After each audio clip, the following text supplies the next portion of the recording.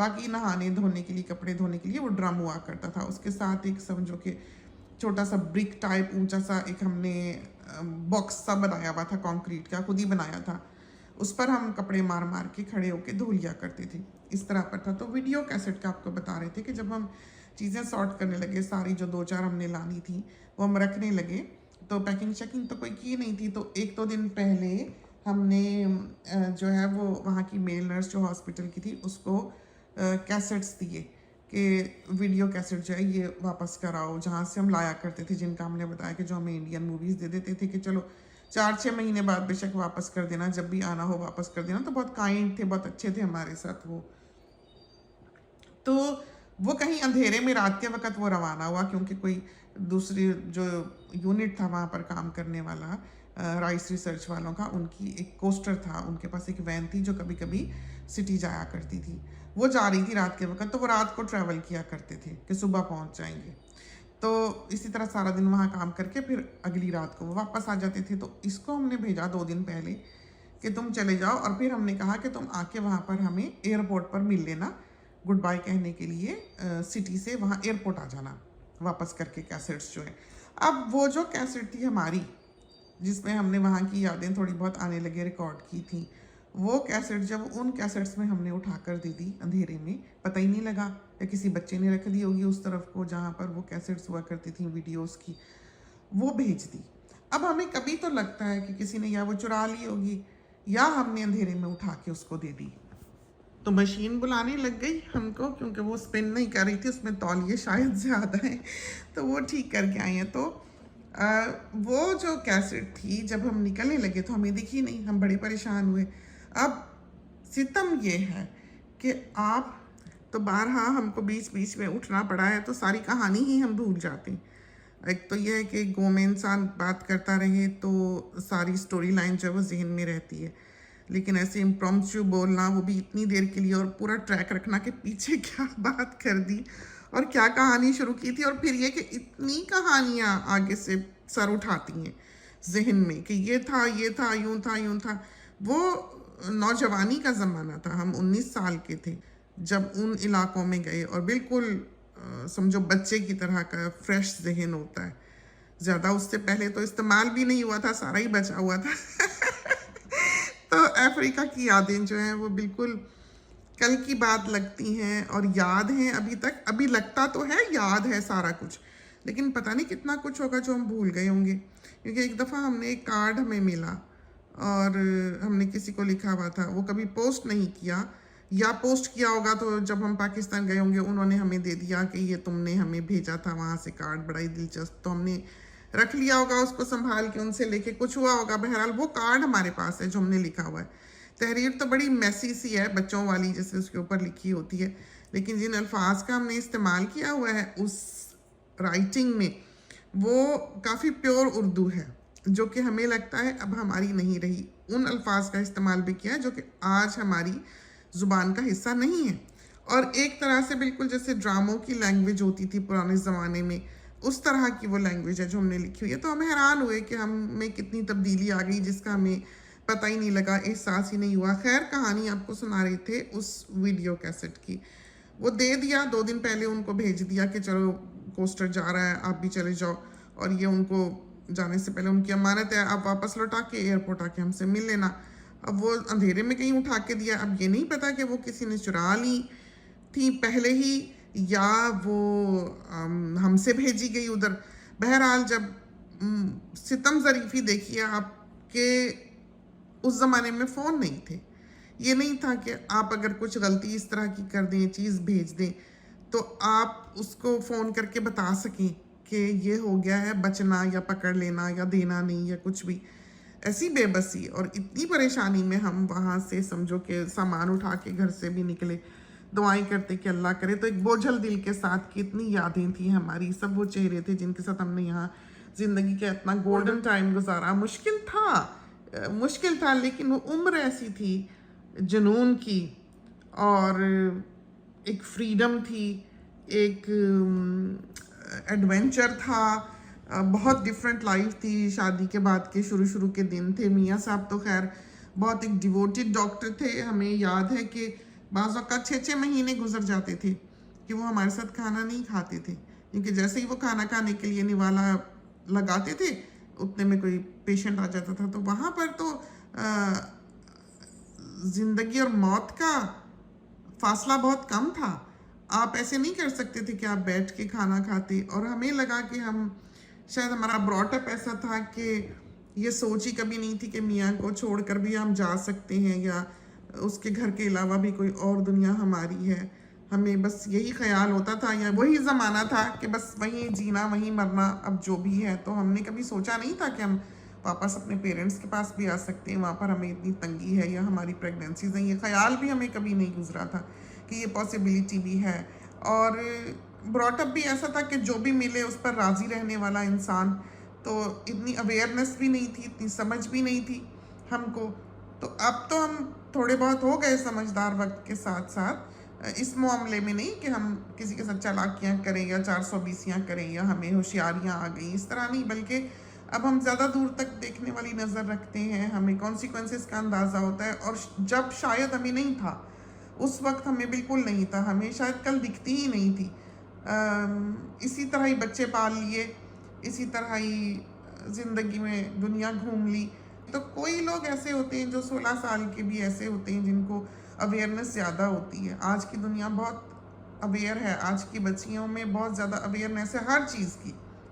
हमें ऐसा लगता है कि हम उस उम्र में जब हमारी शादी भी हुई है, हमें पता ही नहीं था। हमारा जब ये बेटा होने वाला था, पहला बेबी होने वाला था, तो हमारी हालत उसी तरह जैसे प्रेगनेंसीज में बहुत ख़राब रहती है, बहुत ही बुरा हाल था हमारा। हमें तो पता ही नहीं था हमें हो क्या गया है, ना कभी किसी को इस हाल में देखा था, ना पता था, बस हम उठ ही नहीं सकते थे, पता ही नहीं लगता था कि क्या हो सकता है, क्या है। ना कोई ऐसी किताबें थी, ना कोई ऐसी रिसर्च थी, ना फ़ोन थे, ना मोबाइल थे, बस बिस्तर पे पड़े रहते थे। शुक्र है अल्लाह का कि मियाँ साहब बहुत अच्छे थे, जो हमें दाना पानी हमारे बिस्तर पे ही पकड़ा दिया करते थे। ना इनको इतना पकाना पकाना आता था, ना हम उठने लायक थे। इसी तरह हमने फिर हमें कैपिटल में ला के, क्योंकि डॉक्टर्स ने कहा था कि हमारा हॉस्पिटल से इतनी दूर रहना सेफ़ नहीं है कि हम 6 घंटे दूर रहें एक ऐसी जगह पे जहाँ पर कोई हेल्प भी अवेलेबल ना हो। तो फिर हम आखिर के जो 2-2.5 महीने थे, डॉक्टरों के कहने पर आके हॉस्पिटल्स के जो मेजर हॉस्पिटल्स थे उस कंट्री के कैपिटल में, उनके पास रहे थे आखिर के 2-2.5 महीने हमने वहाँ गुजारे थे। तो मियाँ साहब भी ज़ाहिर है हमारे साथ ही थे, हम और मियाँ साहब थे, हम वहाँ रहे और बस वक्त गुजार लिया। जब बेबी हुआ है, जब हमारा ये पहला बेटा हुआ है, तब तक हमें ये तो पता था कि हमारी तबीयत ख़राब है या बेबी होने वाला है, या सब कुछ जो जितनी बहुत थोड़ी बहुत समझ थी। और हालत भी ऐसी हो गई कि इतने सोचने समझने लायक रहे ही नहीं, क्योंकि बहुत बीमार हो गए। और जब बेबी हुआ है तो फिर हमने रियलाइज़ किया है कि इस कमरे में पहले हम 5 अफराद थे, अब 6 हैं। फिर हमें एकदम से वो फिर जब वो हुआ है, फिर हमें पता नहीं था कि ये पुप भी करेगा, ये खाए पिएगा भी, इसको नहलाना भी होगा, इतना पता ही नहीं था, इतना कैलकुलेट ही नहीं किया था हमने जब हमारा बेबी हुआ है। आज की बच्चियाँ जैसे तैयारियाँ करती हैं या जैसे उनको पता होता है कहाँ सुलाना कहाँ उठाना, हमें कुछ पता नहीं था, क्योंकि हम पहले तो शादी हुई और हम घर ही बनाने संवारने में लगे रहे। वहाँ किचन नहीं था घर में, किचन सारा हमने खुद बनाया। बाहर जहाँ ग्रिल लगी होती है, जैसे बाहर का बरामदा होता है, ग्रिल से पूरा कवर्ड होता है लोहे की ग्रिल से, उधर हमने लकड़ियाँ तख्ते टांग कर वायर से बांध के ग्रिल में हमने आगे प्लास्टिक का जो मेज़ पे बिछाने वाले प्लास्टिकों का रोल होता है वो लेकर, बॉर्डर वाला, वो पर्दे टांगने वाली तार जो स्प्रिंग सा होता है वो लगा कर, तो हमने वो आगे पर्दा टांग लिया, पीछे हमने बाल्टी शाल्टी रख दी बिन छिन की। फिर जो एक पत्थरों की आप पहाड़ी सी यहाँ भी देखते हैं कोने में, जो बेटी के घर के बाहर कॉर्नर में बनाई हुई है, जिसमें सकुलेंट्स लगे हुए हैं, तो उस तरह की पहाड़ी हमने हमेशा बनाई है। उस घर में भी हमने इस तरह पहाड़ी बनाई। एक छोटा सा ऐसे पॉन्ड सा था, वहाँ पर ब्रिक्स उसके अराउंड जैसे वेल का सर होता है ऐसे बनाया हुआ था, उसमें कमल लगे हुए थे, हमें ये याद है। बाकी इतना घर घोर का बहुत ज़्यादा नक्शा नहीं याद, गेट गुट का भी नहीं पता कि कैसा था, याद नहीं रहा इतना।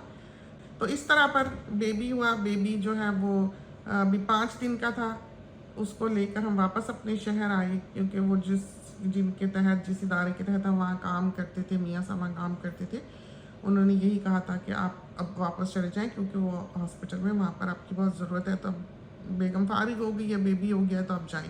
हालांकि अभी हम इस लायक नहीं थे, लेकिन हमारे मियाँ साहब हमें लिटा के और वापस लेके आए थे। मुश्किल सफ़र और मुश्किल वक्त था।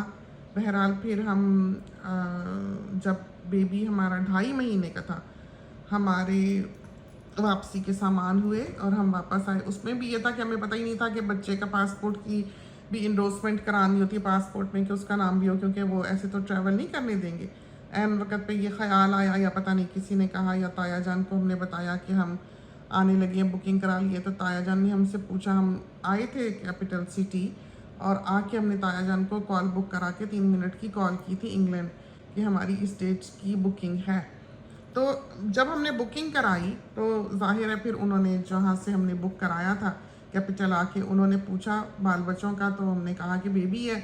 तो उन्होंने कहा कि इसका तो पासपोर्ट वगैरह कोई नहीं है और ना इसका इंडोर्समेंट हुई हुई है। तो वो ज़माना वो था जब आप अगर पासपोर्ट कहीं भेज दें तो वो वापस नहीं आ सकता था बिल्कुल भी। ये तो आप भूल जाएं कि आप पासपोर्ट कहीं पोस्ट में डालें किसी और मुल्क में, क्योंकि उन ममालिक में एम्बेसियाँ इस तरह वहाँ नहीं थी, दूसरे ममालिक में जाता था। और वो दौर ऐसा था जब हालात ख़राब हो रहे थे और रेबल्स वगैरह जो हैं वो इधर उधर के ममालिक में हमला आवर हो रहे थे। तो एक तरह से वो पूरा इलाका वॉर जोन बनने वाला था।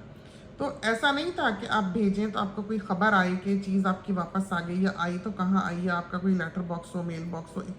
इतनी ज़्यादा फैसिलिटीज़ वहाँ नहीं थी। बाज़ औक़ात 6-6 महीने वहाँ मेल नहीं आती थी। तो पासपोर्ट तो हम नहीं भिजवा सकते थे कि कहीं बच्चे का नाम इंडोर्स करें या कुछ करें, या इतना वक्त भी नहीं था, 2.5 महीने का था।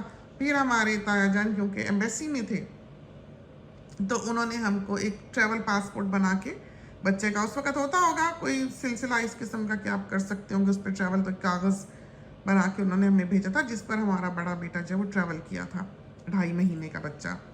तो वो फिर ज़ाहिर है फैमिली में ऐसे लोग थे जिनका हमें फ़ायदा हुआ बहुत, और बड़े थे हमारे जो सब कुछ संभालने वाले थे। अब तो हम कटी पतंग की तरह अपने आप को कभी कभी पाते कि पता ही नहीं लगता किस तरफ को ज़मीन पे गिरे। पहले तो ये था कि दामन पकड़ के बड़ों का जो उन्होंने फैसला किया, जो समझाया, जो बताया, बस तो बच्चे की तरह उनके पीछे चल लिए। तो ज़िंदगी बहुत आसान थी उस वक़्त, कुछ था नहीं था, कुछ भी था, लेकिन बस फैसले अपने हाथ में ना थे और करने वाले बहुत समझदार थे हमें लगता है। और ये बोझ नहीं था कि सही करेंगे गलत करेंगे, ये सब फिर वो उठाया करते थे बड़े जो थे। बहरहाल इस तरह हम आए इंग्लैंड, आके फिर रहे थोड़ा अरसा, फिर पाकिस्तान गए। 8 महीने 6 महीने प्लस का था बेटा जब हम पाकिस्तान गए हैं, और 1 साल का था पूरा जिस वक्त हम दूसरे कंट्री में पोस्टेड थे, वो भी वेस्ट अफ्रीका के। वहाँ लेकर आए, फिर वहाँ पर बेटी हुई, बेटी की दफ़ा भी हम बहुत बीमार रहे। बहरहाल वो मुल्क उससे भी बदहाल था जिसमें हमारी सेकंड पोस्टिंग थी, लेकिन मियाँ साहब को हम कभी छोड़ के नहीं गए, हम साथ साथ ही रहे।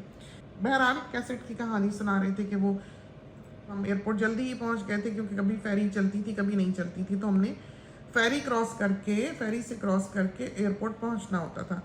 तो जब वो आया है लड़का वहाँ पर हमें मिला है, तो हमने उसको वापस दौड़ाया है कि जाओ जाके पता करो कहीं उन कैसेट्स में हमने कैसेट तो नहीं दे दी अपनी। वो भी गया चेक करके आया तो वो नहीं, कहता था कि नहीं वो नहीं दी। अब क्या मालूम कहाँ गई, कहाँ रख ली, किसको मिली, कहाँ मिली, क्या हुआ, कुछ खबर नहीं। बहरहाल वो कैसेट इस तरह निकलने से पहले ही लापता हो गई। आके भी हम जहाँ पर पहुँचे भी वहाँ पर आके हम देखते दुखते रहे कि क्या पता गलती से यहाँ रख दी हो, मिल गई हो, ये ना हो वो ना हो। कि शादी की भी हमारी वीडियो थी वो भी हम वापस लेके आए, इस तरह पर था। तो कभी कभी 6 महीने में एक आध फिल्म जो है वो हमें देखना नसीब होता था, वो भी इस तरह पर कि बिल्कुल ही कोई इमरजेंसी आ गई, किसी के ट्विन्स हो गए, ऑब्स्ट्रक्टेड लेबर है, पैदा नहीं कर पा रही बेचारी लेडी जो है, तो उसके बच्चे निकालने हैं सी सेक्शन से, तो फिर उस वक्त वो जनरेटर जो है वो चला करता था। वरना ये है कि दिन का इंतज़ार किया करते थे क्योंकि ऐसी तो फैसिलिटीज़ नहीं थी। तो इन हालों में आप ये सोच लें कि क्या फैसिलिटीज़ होंगी, क्या मिलता होगा, क्या ऑपरेशंस होते होंगे, बस कोई हाल नहीं है। बहुत गर्मी होती थी और मिट्टी की सड़क के किनारे ही हॉस्पिटल था। कोई भी यूट अगर गुजरती थी, वहाँ पर यूट्स हुआ करती थी जहाँ पर लोग, जिनके पीछे ट्रेन में बैठ के लोग सफ़र किया करते थे, शहरों शहरों जाने वाली। ऐसे लोगों के पास नहीं होती थी कि लोग अपने घर में रख के उस पर ट्रैवल कर लें, ये नहीं था।